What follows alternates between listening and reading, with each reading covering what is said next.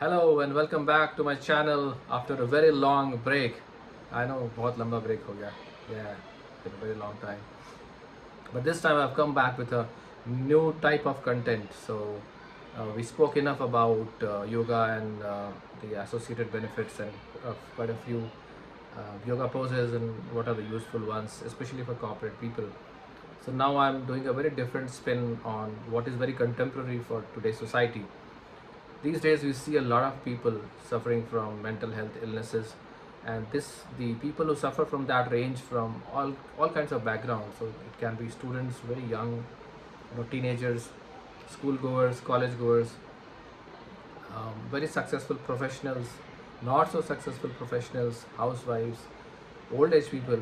So it's kind of all pervasive. So almost the entire population sees as a cross slice of people having mental health illnesses.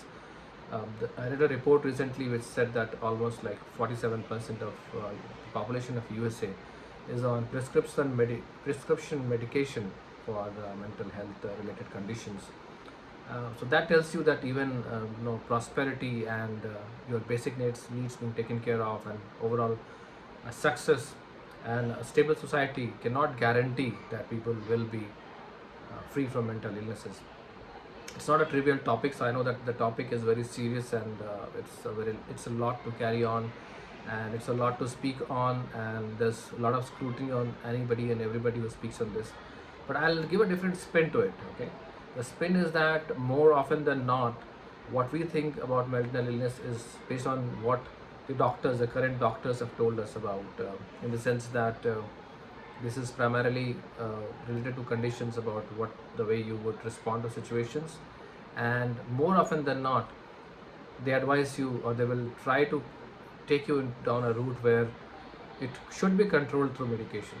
Okay, maybe good doctors, or in the initial stages, but they may prescribe other things, but more often than not, it leads to some kind of medication. I've seen this being prescribed even for students.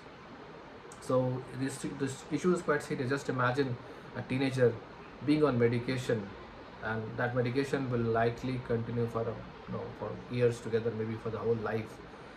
What it does is, I mean, this may sound controversial, but what medication essentially does is it kind of controls a certain section of your brain, which is triggering these mental health symptoms because of overactivity or lack of control.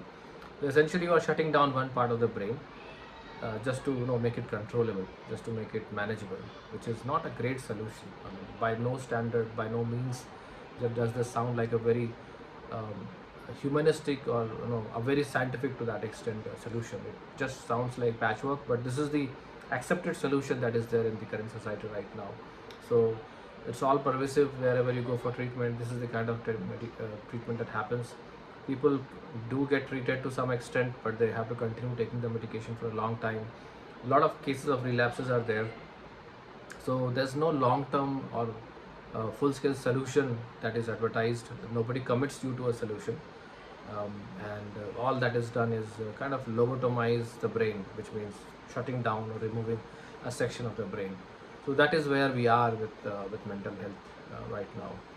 Now the spin on this is, this has been um, touched upon in the ancient Indian culture for with a lot of detail, and it also not only talks about the solution to it, but also the root causes. And the root causes are quite a few, but essentially, if you distill down on why it is caused, it's primarily your response to situations where you are unable to handle your response, and unable to handle the overactivity generated in your response with regard to your train of thoughts. So when the train of thoughts goes beyond control, that is when it requires intervention. And essentially, that's a mental health condition. So there are two things here. One is the situation that is happening, and the second is your response to the situation. Now, a lot of people say that you should be able to respond to situations, it should be in your control, but go and tell this to the people who suffer from that, and they can tell you that they have tried whatever they could, but they just can't control it. So, the way this was handled in the Indian culture was that you not only talk about your response to the situation, why not see why that situation is caused? And when you go deeper into the karma theory, popularly called karma theory, um, by those who speak English, I don't understand why. So the karma theory primarily talks about things happening to you in your life are based on what you did in the past. So essentially, it's payback time. So whatever is happening is payback time, which doesn't help much, because if something bad is happening to me and if I think it's payback and I try to manage it, or if I'm a very spiritual individual, I may be stoically be able to manage it or look at it from that perspective. But for an average person, it doesn't help.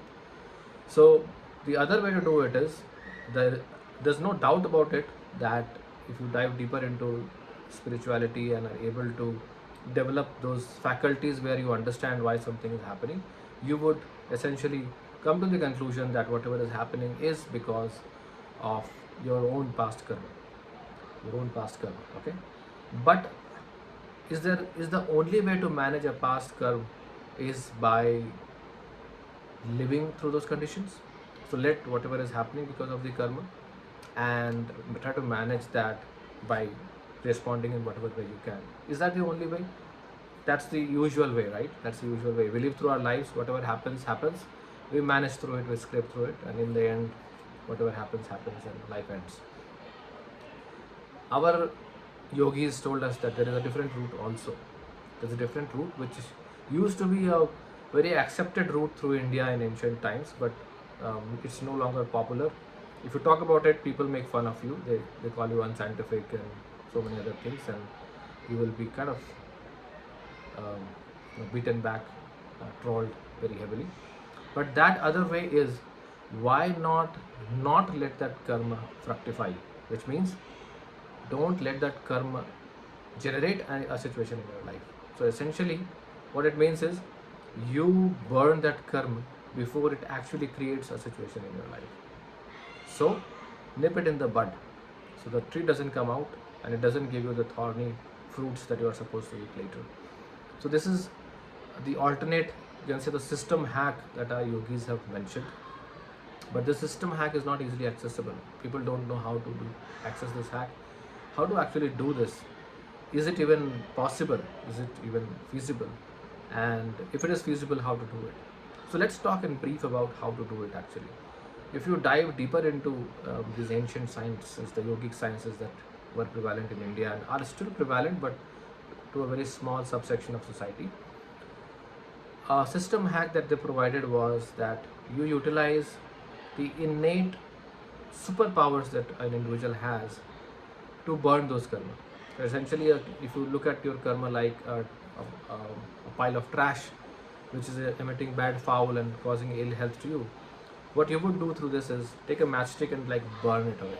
So it does not emit a foul stench. It is like the whole trace of it is removed. All that remains there is a small pile of ash, which you can just ignore. It doesn't affect you in any way. So the way to do this, the way to burn off your karma is to do something called sadhana. Now, sadhana is not meditation. There's no English equivalent word to it. So it's difficult to say how I would say that in English. So let me use the Hindi word or the Sanskrit word, which is sadhana. What sadhana is, essentially you do something which a benevolent yogic guru would tell you to do, which will have certain inherent yogic superpowers which will help you burn those karma. Now all this might sound very anti-scientific, unscientific, mumbo jumbo, superstitious kind of belief. If any colleagues of mine are looking at this video, they're definitely going to not like me. um, but I can assure you that I'm as much of a scientific mindset as any of you are, and I'm speaking about this based on experience. So I kind of spent my whole life researching this and actually experiencing this. Okay, so it's not only like academic research where you just note down things and draw conclusions. It's actually just feeling it through. So doing actually doing those things, getting your hands dirty, and then drawing conclusions based on your own experience and then experience of others who are doing the same things. So I've spent my whole life checking this out, and a good way of burning that karma is to maybe try to make it easy. There are only like 3 steps to it. Number one step, find a super yogic guru. Okay, and there are quite a few in the society right now. The more popular ones like Sadhguru, Shri Shri Ravi Shankar, you have Dr. Avdut Shivanand, Ishan Shivanand. So many are there. You can latch on to any of them. They are absolutely authentic, irrespective of whatever you see, any negative views in the media, people trolling them and all that nonsense. But they are absolutely authentic because I have been to every one of them. I've not met them personally in the sense that I'm not talking to them, but I have been to their programs, done what they have asked, done the sadhana for many years, and actually experienced things. Okay, so this is the number one step. You latch on to a guru. Second is to let them give you diksha. Diksha means imparting a certain seed of that super yogic power in your being. Okay. Now again, this is sounding like mumbo jumbo, but it is what it is. What they do is, as part of diksha, they plant a seed in you, a yogic seed in you, which slowly blossoms if you do number 3 step, which is sadhana. So that also tell you certain type of sadhana to be done. Sadhana is nothing but a set of steps which could involve meditation. But when you do that, then this seed germinates and gradually becomes a spiritual tree which completely transforms you. And while this transformation happens, it burns away those layers of karma which are causing these hardships in your life. So when you remove the root cause, which is the bad karma creating those situations, you remove the very situation itself which could trigger a mental health condition in you. Which is why during lockdown time, when Dr. Ishan Shivanand was teaching all this and conducting research on his protocol of Yoga of the Mortals,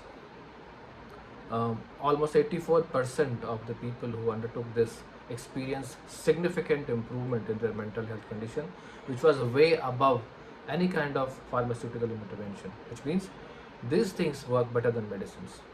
Now, this again sounds controversial, completely counter scientific, but it is what it is. If you go through serious research and go through what the distilled conclusions drawn from that, you will see that this really happens. Okay, and this like not an isolated case; it's like widespread. So, what you should do? Let's cut down to the chase. If you want to really improve your life, if you want to improve your mental health condition, if you want to improve any situation in your life, one is to try to have a positive mindset, which never works. It's okay to say, it's easy to say, positive raho, be positive, but when life throws the kitchen sink at you, howsoever you may duck, it's going to hit you and break your back.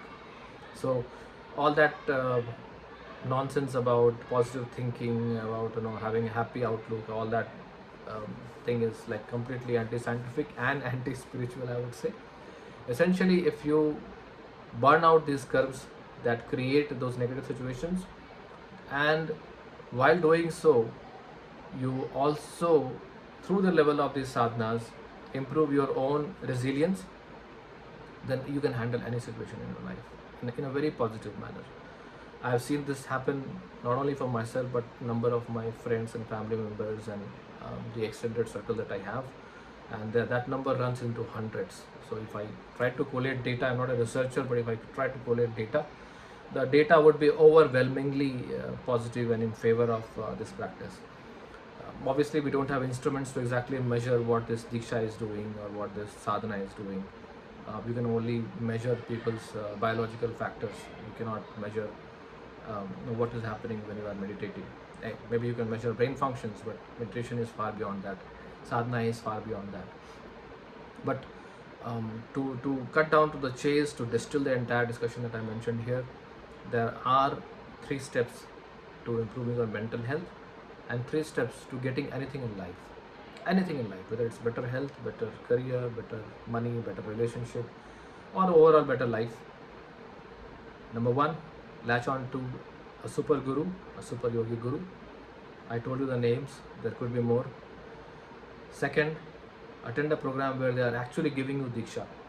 Okay, you will know when the Diksha word should be there, or at least the description of Diksha should be there when you attend a program. Otherwise, it will just be a yoga program for general Janta, which may not be that beneficial, which will probably be beneficial from a physical wellness sense, but you need the Diksha. And the last thing is actually do the sadhana that they tell you to. regularly, without fail, without missing a single day, for as long as possible. And gradually, very gradually, like a tortoise moving up a hill, you will reach the summit, and then suddenly you will realize, where did I reach? And the scenery is so beautiful, and you are a completely different person. So this is what I wanted to share with you. Do mention in the comments if you have any questions. I will try and detail out the various steps in lot more detail in my subsequent videos. But I just wanted to tell you that this is something that I wanted to distill for you based on whatever I have experienced in my own personal research, personal pursuits through my life. Okay, so that's all for today. Look out for the next steps on this. I will be posting new videos very soon on this.